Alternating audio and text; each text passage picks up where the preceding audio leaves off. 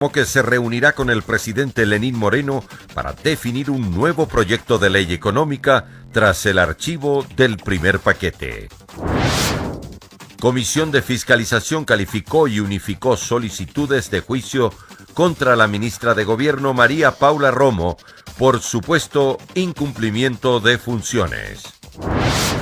Procurador General del Estado pide una reparación integral al Estado de $23.3 millones a los investigados por cohecho en el caso Sobornos. En Sucumbíos capturan a hombre acusado de asesinar a su expareja con varias puñaladas.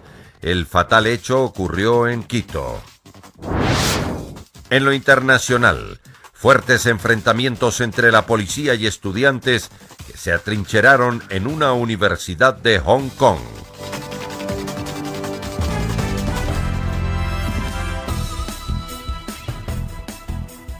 Lunes 18 de noviembre del 2019, amigos, es un gusto estar nuevamente con ustedes aquí en Emisión Estelar del Comercio TV. Con lo más destacado en esta jornada, es un privilegio trabajar por ustedes. Aquí iniciamos. El ministro de Finanzas, Richard Martínez, acudió a la Asamblea Nacional para responder a los cuestionamientos de los legisladores de la Comisión de Desarrollo Económico respecto de la Proforma 2020. Además, confirmó que en las próximas horas, desde el Ejecutivo, se enviará un nuevo proyecto de ley económico enfocado en lo tributario.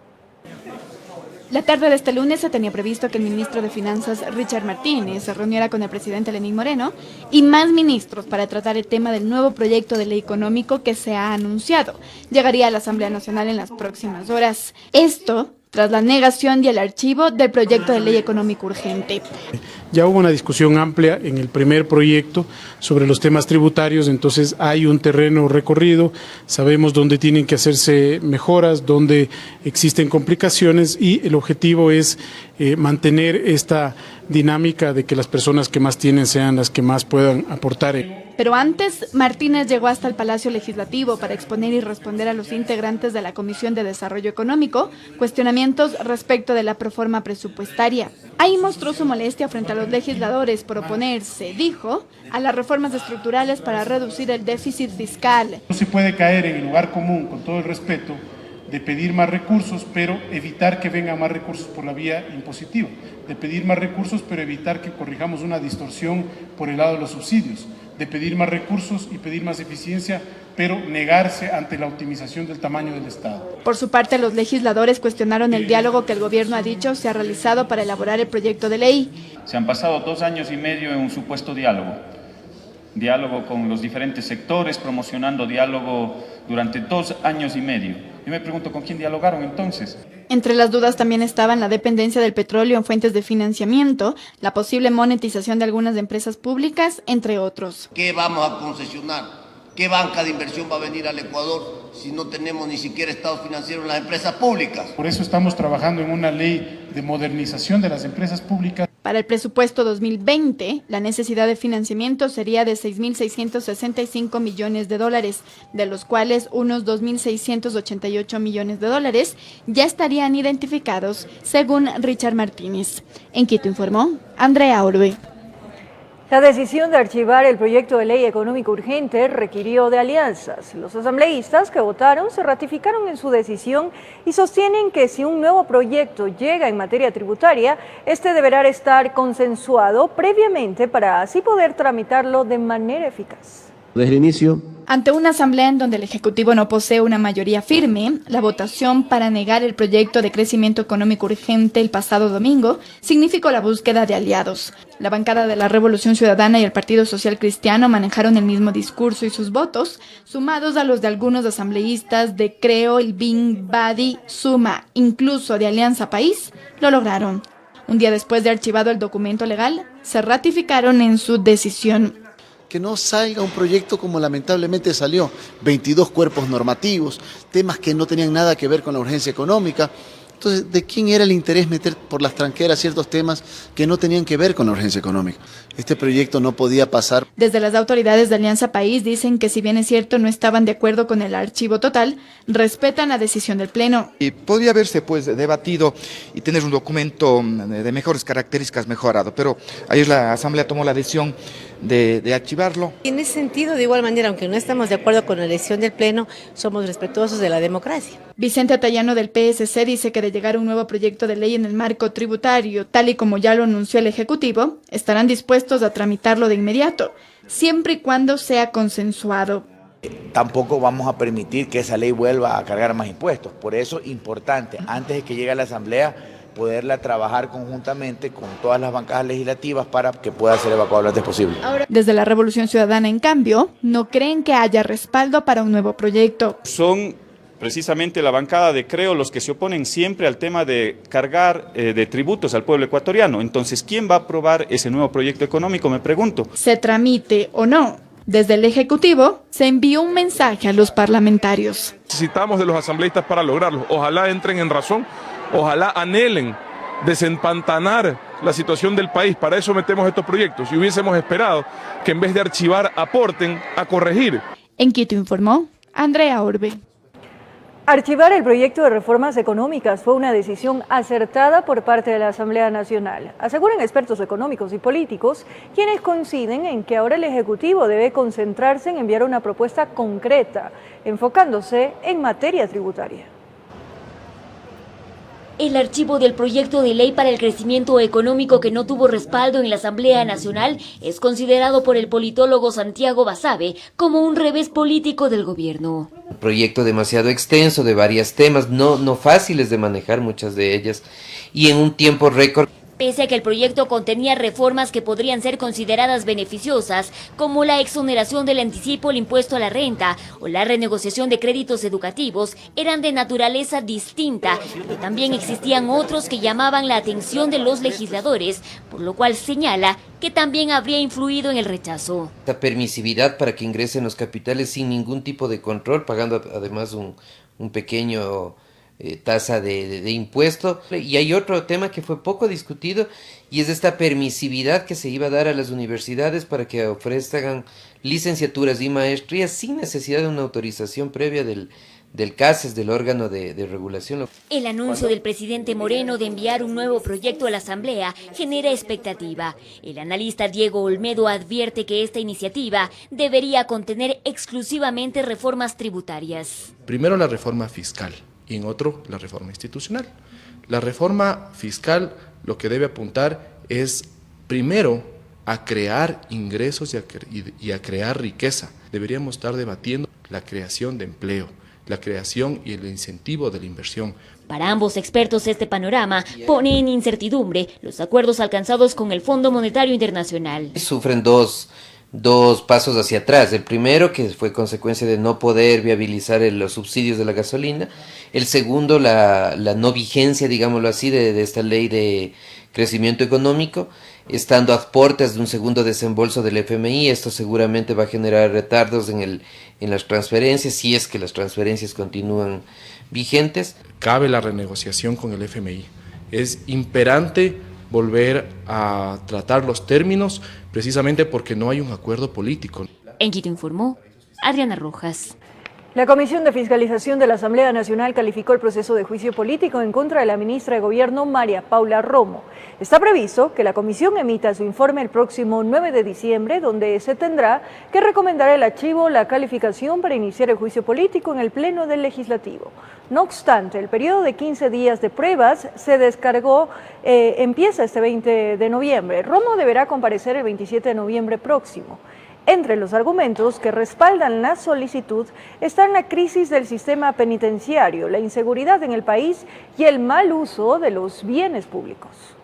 Dentro del proceso teníamos 5 días para abocar conocimiento, estamos dentro de los plazos y a partir del día miércoles contaríamos el día 1 para la presentación de pruebas de cargo y descargo.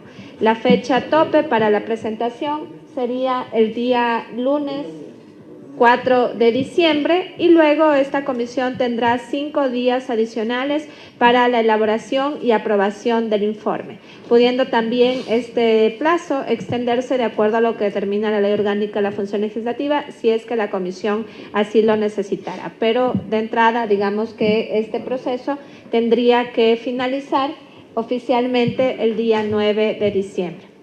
Además, dentro de los documentos que han sido presentados ante la comisión, se han solicitado algunas comparecencias de cargo, en este caso, y una vez que sea notificada la interpelada, inmediatamente también conoceremos si es que existen comparecencias de descargo.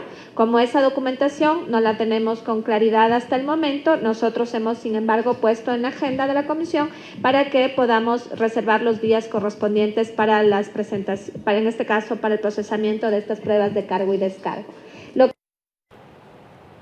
Atención, más de 23 millones de dólares solicitó la Procuraduría General del Estado se cobre como reparación integral a quienes sean juzgados por el delito de cohecho relacionado a sobornos 2012-2016. El procurador Íñigo Salvador argumentó que se trata de un sistema sofisticado de corrupción dirigido por el expresidente Rafael Correa. 38 contratos con empresas privadas supuestamente firmados al margen de la ley son los que contabiliza la Procuraduría General del Estado, relacionados a sobornos 2012-2016. 7.791.000 es el monto del perjuicio. El procurador Íñigo Salvador, con esa cifra, pidió en audiencia de evaluación y preparatoria a juicio la suma de 23.374.764 dólares como reparación integral para el Estado. El funcionario responsabilizó a Rafael Correa de utilizar dolosamente la administración pública para establecer un sistema de corrupción con el apoyo de funcionarios de su confianza.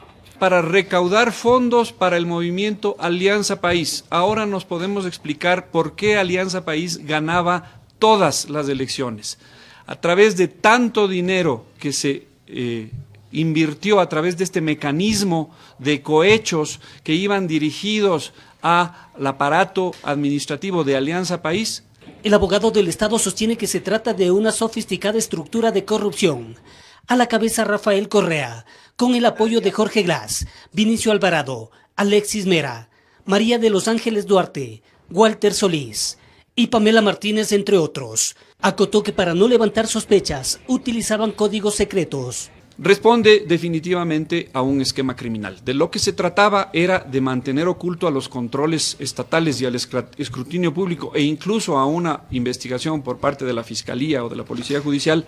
Para la defensa de la asambleísta Viviana Bonilla, en su caso no existe delito, ya que su defendida desconocía el origen de los recursos económicos para la campaña. Al día de hoy se ha presentado un proyecto de ley en el cual se quiere recién hacer responsable al candidato para que éste tenga la obligación de conocer sobre la legalidad de los aportes de campaña. Antes no existía. Para otros, aquí no existe nada nuevo.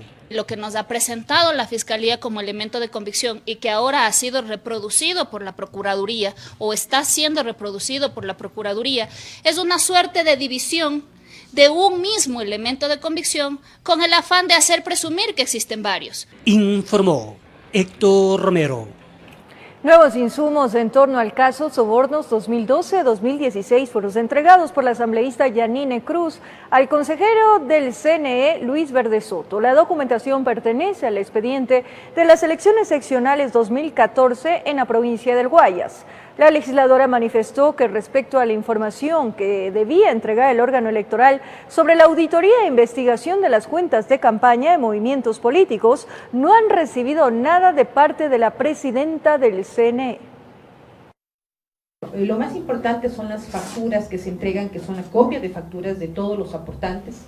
Dentro de las evidencias que se pudo analizar, hay funcionarios públicos donde no pueden justificar el ingreso con el aporte de campaña. Me parece que estas personas tienen que ser también investigadas, demostrando bajo qué mecanismos, cómo aportaron, quiénes dio que aporten y poder justificar. No solamente son las autoridades que llegaron en su momento, sino también las personas que no llegaron a ocupar alguna dignidad, que tras esto hay un sinnúmero de una red, pero claro, responden a ciertos sectores económicos.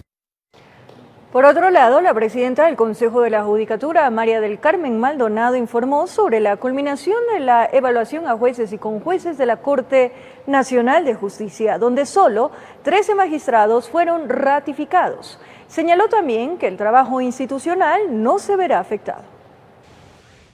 Para los jueces que no lograron pasar la evaluación de la Corte Nacional de Justicia, la ley es clara y deberán ser destituidos. Así lo confirmó María del Carmen Maldonado, presidenta del Consejo de la Judicatura. El artículo 187 de nuestra Constitución establece la existencia de una evaluación y el efecto de aquellos que no pasan esta evaluación. Y el efecto, según el texto constitucional, es la remoción. Ante esta situación, el Consejo de la Judicatura deberá designar a los conjueces temporales para que ocupen el lugar de quienes ya no estarán. Pero mientras esto sucede, en la Corte Nacional de Justicia se reubicará a los magistrados que pasaron la evaluación en las diferentes salas que se quedaron sin integrantes. Los conjueces temporales serán seleccionados de los jueces y juezas de las Cortes provinciales, así como de los tribunales contencioso administrativo y contencioso tributario, materias en las que no contamos con dicha instancia en Corte Superior. Con el fin de garantizar que los mejores jueces lleguen a la Corte Nacional de Justicia, la presidenta de la Judicatura señaló que deberán cumplir requisitos mínimos. En el ánimo de verificar la probidad, que es requisito constitucional, el revisar su reincidencia en el ámbito disciplinario, por lo que no deberá tener más de 2 faltas leves o una grave en el transcurso de un año. 7 jueces y 6 conjueces de 36 evaluados superaron el puntaje mínimo requerido. Ellos son los que continuarán en la Corte Nacional de Justicia. La evaluación se desarrolló durante 9 meses con el acompañamiento técnico de un comité de expertos que validó la metodología elaborada por la Dirección de Talento Humano del Consejo de la Judicatura, un comité de apoyo y una veeduría ciudadana. Informó Javier Rosero. La remoción de las autoridades de las unidades médicas del país y los manejos de 2 hospitales de Guayaquil son algunos de los casos que trata el Comité de Ética y Transparencia del Instituto Ecuatoriano de Seguridad Social, IES, el cual suscribió un convenio de cooperación con varias entidades de control. La disponibilidad de cargos de todo nivel jerárquico superior de las 101 unidades médicas del país es una de las principales acciones de lucha contra la corrupción que lleva adelante el Instituto Ecuatoriano de Seguridad Social, luego de las denuncias de irregularidades sobre la compra de medicamentos en 2 hospitales de Guayaquil. Hemos separado a funcionarios que lamentablemente ya en los informes de Contraloría aparecen como responsables de muchos procedimientos que no son adecuados o que están por fuera de ley, tanto en el Hospital Teodoro Maldonado como en otros hospitales que hemos puesto ya algunas observaciones y además hemos iniciado ya procesos legales y fundamentalmente en el ámbito penal. En este contexto, Paul Granda, presidente del Consejo Directivo del IES, firmó un convenio de cooperación con el Consejo de la Judicatura, Corte Nacional de Justicia, con varias instituciones de la lucha contra la corrupción y la Defensoría del Pueblo, con el fin de aunar esfuerzos para reactivar el Comité de Ética y Transparencia de la institución. Se han analizado 54 casos en las diferentes provincias del país. Este Comité de Ética ya ha emitido 97 recomendaciones, 27 de esos procesos todavía están en análisis, 31 están ya o son procesos concluidos. Otra de las acciones van encaminadas a la reducción de personal. En lo que va del año, 1.700 funcionarios salieron de la institución y se espera cerrar hasta diciembre con 2.000 menos. Granda agregó que las decisiones permitirán que el IES sea sostenible en el futuro. Hemos logrado que este año se desinvierta 0 del banco, es decir, hemos utilizado 0 recursos del banco del Instituto Ecuatoriano de Seguridad Social para cubrir el fondo de pensiones. Por su parte, María del Carmen Maldonado, presidenta del Consejo de la Judicatura, señaló que el fortalecimiento institucional constituye un paso contra la corrupción. Concebimos entonces esta lucha mancomunada contra la corrupción como una necesidad urgente que tiene este país. El documento se firmó este lunes en el Salón Azul del Palacio de Carondelet. Informó Priscila Cadena. Momento de nuestra primera pausa, amigos televidentes, aquí en Emisión Estelar del Comercio TV. Más adelante les contamos que en la vía Quevedo Buena Fe, madre, bebé y abuela perdieron la vida cuando fueron embestidos por un vehículo. Además, en la ciudad de Nueva Loja fue capturado presunto responsable de femicidio. El sospechoso asesinó a su expareja con varias heridas de puñal. Los detalles en breves minutos. En la vía Quevedo Buena Fe, madre, bebé y abuela perdieron la vida cuando fueron embestidos por un vehículo que terminó impactando con otro. Los familiares de las víctimas piden justicia. En la morgue de Quevedo, el desconcierto de los familiares era evidente. Perdieron a 3 de sus miembros de un solo impacto. Mariuxi Morán Álava, de 22 años, su hijo Manuel, de 1 año 4 meses, y su madre Petita García fueron las víctimas mortales, mientras Noemí, de 4 años, está internada en el Hospital Sagrado Corazón de Jesús en Quevedo.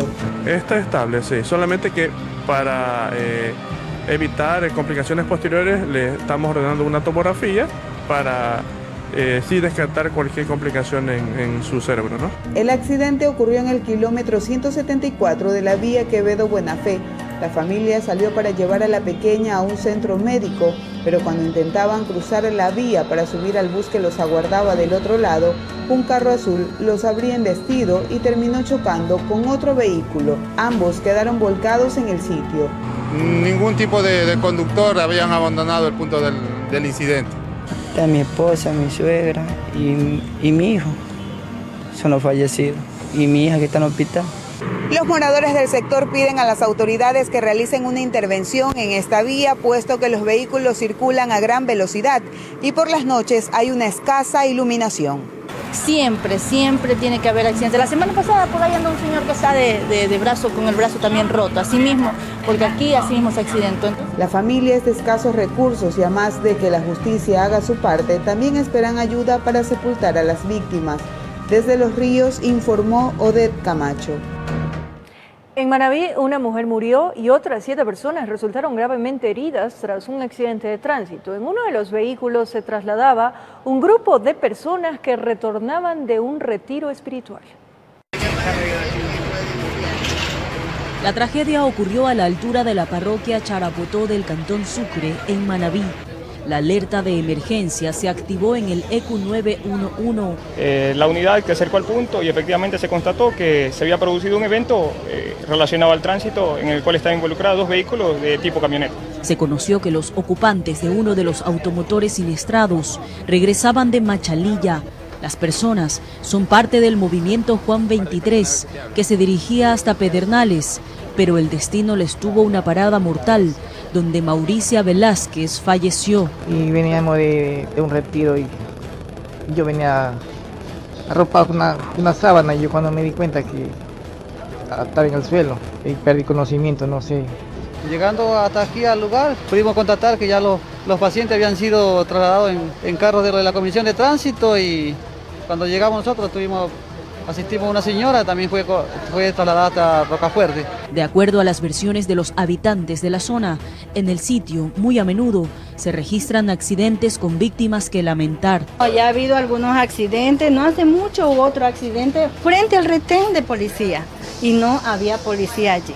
Claro, parecía que nosotros pensábamos que era un gas que había explotado. Cuando salimos a ver, vimos todo eso impactado.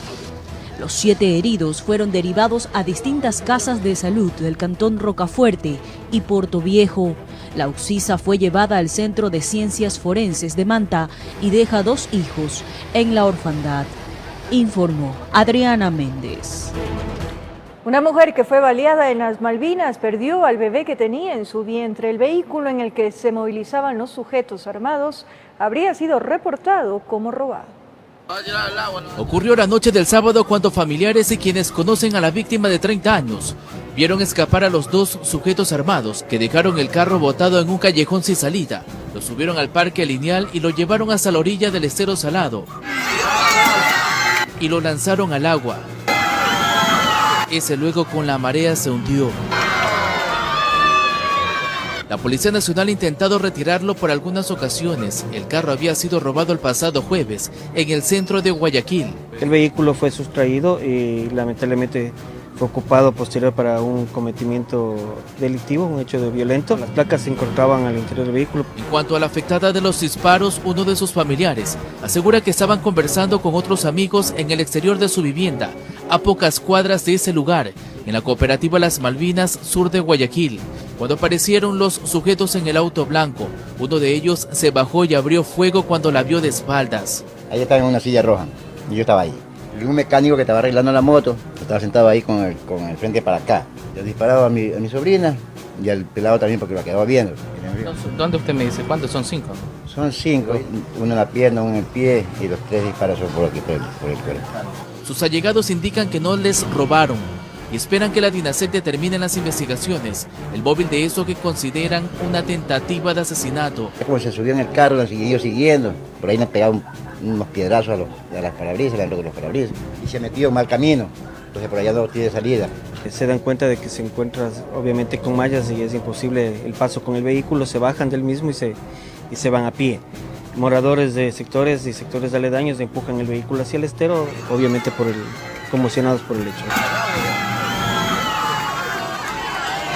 Un caso no antes visto en este populoso sector del sur de la ciudad, donde unos pedían que incendiaran el automotor, pero otros decidieron que se quedara bajo el agua. La señora se encontraba con 2 meses de gestación. La tarde de ese lunes, ella perdió el fruto de su vientre y sigue hospitalizada, informó Charlie Pisa.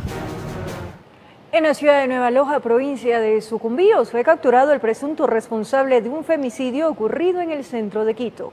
El sospechoso asesinó a su expareja con varias heridas de puñal. Todo sucedió el pasado lunes 4 de noviembre. El cuerpo de la mujer de 45 años de edad fue encontrado por su hija tendido en el piso del almacén de maletas que tenía entre las calles Cuenca y Chile. El principal sospechoso, la expareja de la señora, quien presuntamente luego de cometer el crimen cerró el local, se dirigió a casa, empacó algo de ropa y se fue sin decir nada ni a dónde. Por 2 heridas de arma blanca en su humanidad, específicamente en su tórax. Agentes de la DINASED se movilizaron por varios puntos y gracias a la colaboración de la familia lograron ubicar al presunto femicida cuando caminaba por el barrio Estrella del Oriente. Se declaró confeso del hecho de sangre. En este caso el trabajo de campo demoró unos días más. El sospechoso, para evitar ser rastreado, botó su equipo telefónico, no tenía contacto con los parientes, solo sabían de él cuando se comunicaba de alguna cabina o algo similar. El sospechoso fue ubicado en la provincia fronteriza de Sucumbíos. Los agentes e investigadores de la DINASED no descartan que intentaba salir del país para evadir a la justicia. Pues evitó que esta persona fugara del país, en este caso para no pagar con el delito que cometió. A la señora de 45 años de edad ni las 2 boletas de auxilio que tenía le salvaron la vida.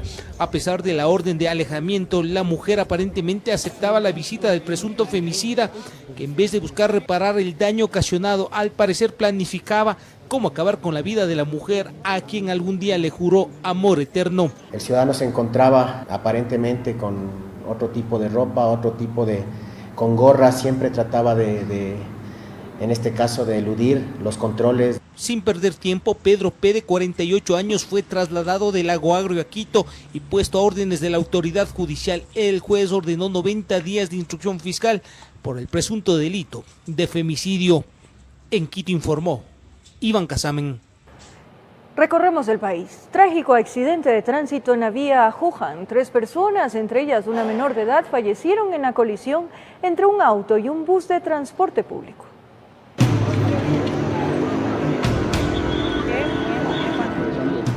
Las partes del auto quedaron esparcidas, al igual que las pertenencias de los ocupantes. 6 personas, 4 adultos y 2 niños, se movilizaban en el liviano vehículo que impactó frontalmente contra un bus de la cooperativa Caluma. Un estruendo no me escuchamos, un estruendo, sí, como 6:30 de la mañana. ¿Ustedes trataron de ayudar, amigo? Sí, traté de ayudar ahí que estaban atrapados unos niños, una señora que quedaron atrapadas en el vehículo. Se ve el carro se ve que ha tenido un impacto tan fuerte porque se ve destruido. Y lo único que yo le pido es a Dios que los proteja a sus familiares. Ocurrió en el kilómetro 48 de la vía Tres Postes Juján, en el recinto El Convento, provincia del Guayas. 3 de los ocupantes fallecieron, mientras que los demás quedaron heridos. Entre las víctimas mortales se encuentra una pequeña de aproximadamente 6 años. Nosotros llegamos al punto encontrando 3 personas fallecidas y atrapadas. Se utilizaron los equipos hidráulicos. 2 personas heridas se fueron atrapadas que nosotros alcanzamos a sacar del auto. Sí. Algo complejo, pero se trabajó junto con compañeros del Cuerpo Bombero y la unidad del kilómetro 26 de la unidad de rescate.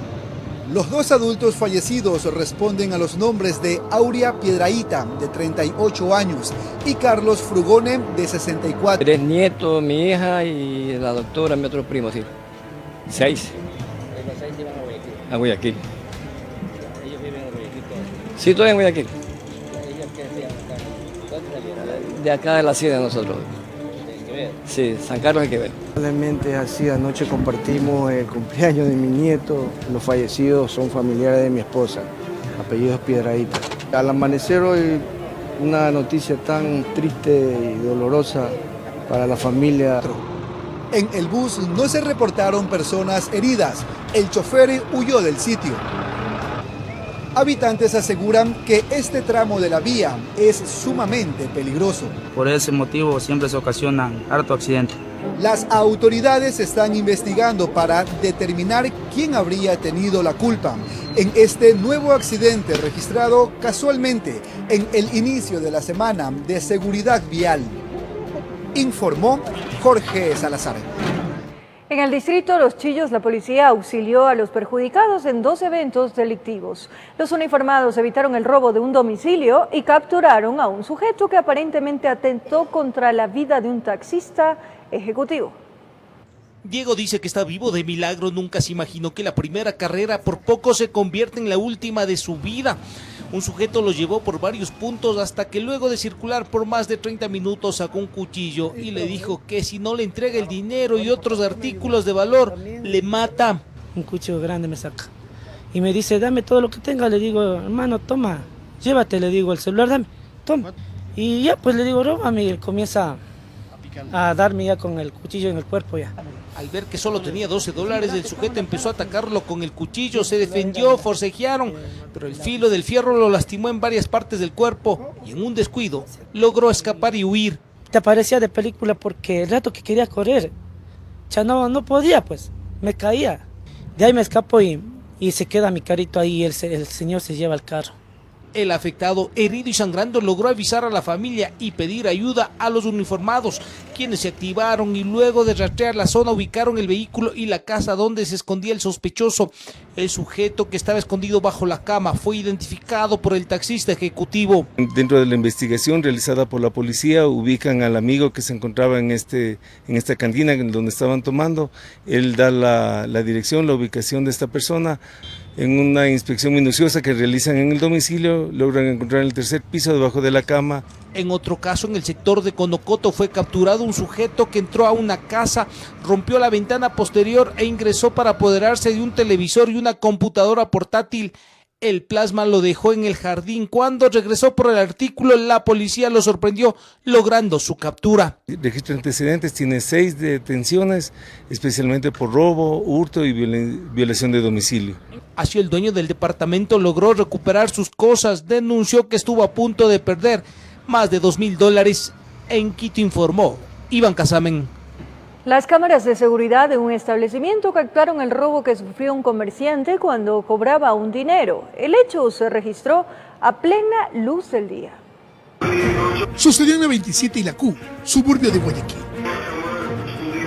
El conductor de esta camioneta roja se estaciona al pie de la despensa. Aquí lleva varios minutos. Esperaba a un señor que le iba a dar información de una máquina de coser que quería comprar. El hombre de la camiseta blanca es el vendedor. Se acerca y le da toda la información. De repente llega un sujeto caminando con casco. Se queda por algunos segundos observando a todos lados, para en lo posterior sacar su arma y sorprender al conductor de la camioneta, haciéndolo incluso bajar de la misma. Al no encontrarle nada, se camina hasta la puerta del copiloto. Aquí intimida con su arma a los clientes del frigorífico, quienes salen a carrera. Abre la puerta del copiloto y procede a llevarse el dinero. Una vez cometido el robo, el individuo corre y se marcha en una motocicleta que lo esperaba en el lugar. El hombre llega en la moto, puesto el casco, ¿no? Se me para la moto ahí y el señor viene para acá y el señor le pone la pistola. Se le llevaron el dinero, no sabemos cuánto de dinero se lleva. Este suceso, dicen los moradores del suburbio de Guayaquil, se registra constantemente. Se me llevaron una caja de herramientas y una caja de una mesa que tengo ahí, se me llevaron todo. De allí que piden a la policía reforzar las rondas en el lugar. No sé si lo pudieron capturar a los ladrones, pues al señor. Esperemos que así haya sido, pues, pero sí necesitamos más resguardo policial aquí para el sector del suburbio. Perjudica a todo, no perjudica al negocio, perjudica a los clientes que están viniendo, a veces tienen miedo de comprar. La cinta fue grabada por la cámara de seguridad de uno de los locales comerciales del lugar. El afectado llevó el video a la fiscalía, donde además procedió a poner la denuncia. Ahora los gendarmes están tras la pista de estos maleantes, informó Carlos Julio Gurumendi. Una nueva pausa aquí en Emisión Estelar del Comercio. Que tengas un gran programa, Andrés. Gracias, Mafer. Buenas noches. Gracias por su compañía, cariño, pero sobre todo, amigos televidentes, su fiel sintonía. Un abrazo grande.